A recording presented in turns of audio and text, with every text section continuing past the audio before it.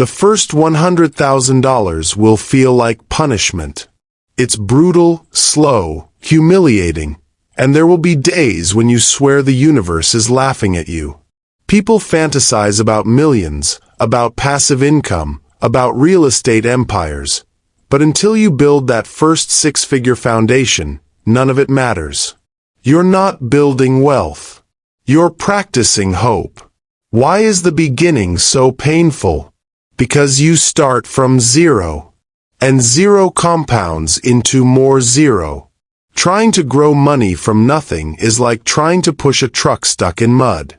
At first, every shove feels useless.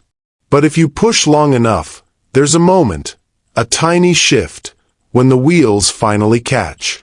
Most people quit right before that moment.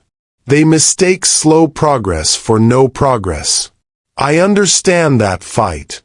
I grew up around people who were crushed financially. Not because they were lazy, but because the system collapsed beneath them. I watched adults who once stood tall suddenly shrink under the weight of bills, debt, and shame. Those memories carved a rule into my mind. It's better to suffer now for financial stability later than to live dependent forever. But here's the twist. Reaching that first 100,000 requires behaviors most people simply refuse to practice. You have to save money when saving feels pointless. You have to invest when the numbers look insignificant. You have to ignore friends who upgrade their lifestyle faster than their bank account. When you're young, $1,000 feels like a fortune. So when that 1,000 earns you only a tiny return, you think, what's the point? The point is this: discipline compounds long before your money does. The tragedy is that impatience destroys more potential wealth than bad investments ever will. People don't lose because they're incapable. They lose because they can't endure boredom, discomfort, or slow results.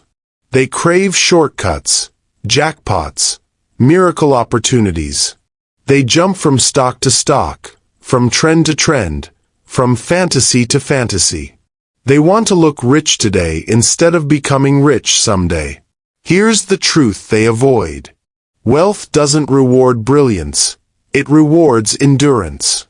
The way you behave during the painfully slow years determines everything.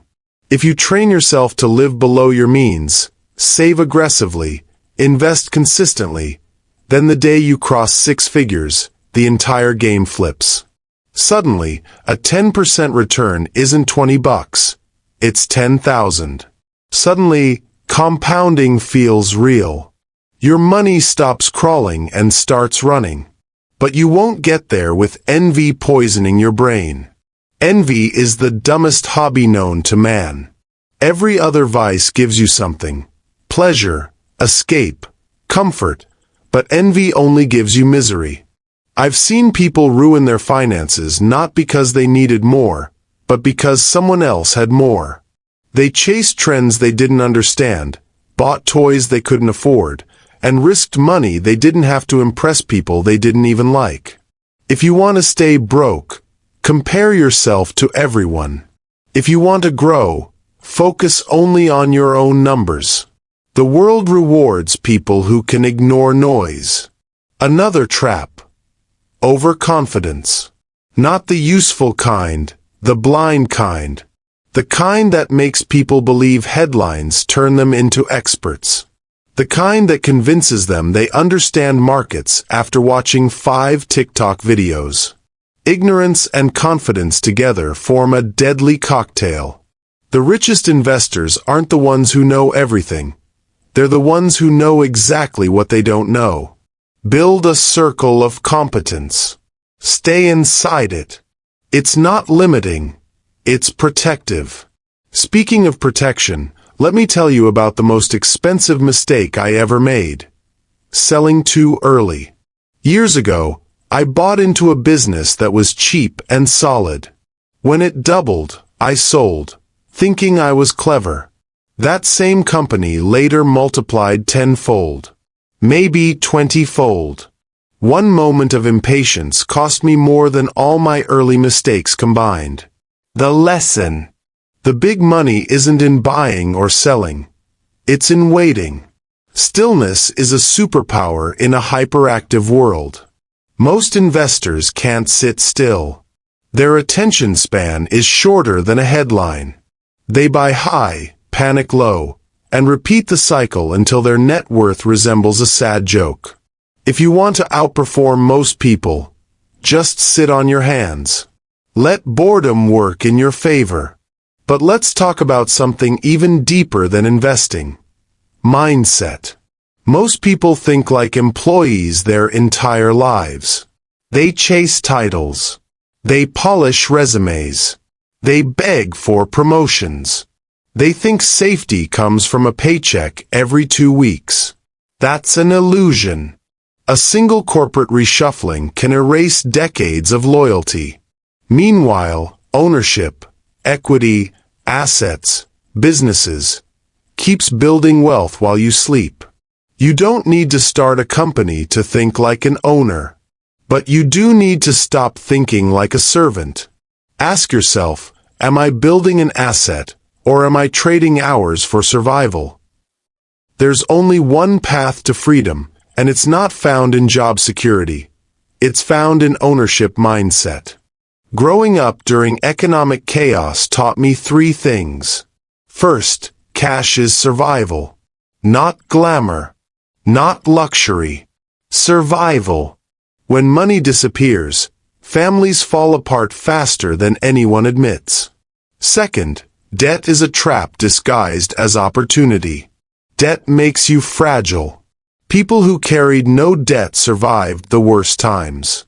People who carried too much collapsed, no matter how hard they worked. Third, resilience matters more than intelligence. The world isn't kind to the overly clever. It rewards the patient, the cautious, the disciplined. That brings me to another truth. Your environment determines your financial destiny more than you think. Avoid 3 poisons. Debt. Drama. Dumb people. Debt drains your future. Drama drains your energy. Dumb people drain your sanity. Compounding works in finances, but it also works in chaos. Trouble grows the same way money does. Protect your peace the way you protect your wallet. People often romanticize long-lasting partnerships like mine with Warren Buffett. They assume it was luck or genius. It wasn't. It was discipline. We trusted each other absolutely. We argued logically, not emotionally. We shared principles. We avoided ego battles. We focused on not making big mistakes, not on chasing every shiny opportunity. That's a principle you should tattoo onto your brain. You don't need to be brilliant. You just need to avoid being stupid for a very long time. But the modern world hates that lesson. It worships speed. It worships hacks. It worships shortcuts. And that's why so many people fail financially. The fundamentals are boring, unsexy, repetitive. Spend less than you earn. Invest the difference. Stay patient. Repeat for decades. No motivational speech will save you if you can't master that rhythm. No strategy will help you if every dollar slips through your fingers. No guru can fix what discipline refuses to build. The first $100,000 will test your character more than your math. It will feel impossible. It will feel pointless. It will feel slow. But once you break through, the entire game changes. The boulder starts rolling downhill. Compounding takes over. Discipline turns into momentum. And you finally understand the quiet truth of wealth. You don't get rich by acting rich. You get rich by acting rational. If you can survive the beginning, the rest becomes inevitable. If you can't, nothing else will ever be enough. So the real question is simple. Are you willing to endure discomfort today so you can buy freedom tomorrow? Because wealth is not a miracle. It's not magic. It's not luck. It's discipline multiplied by time.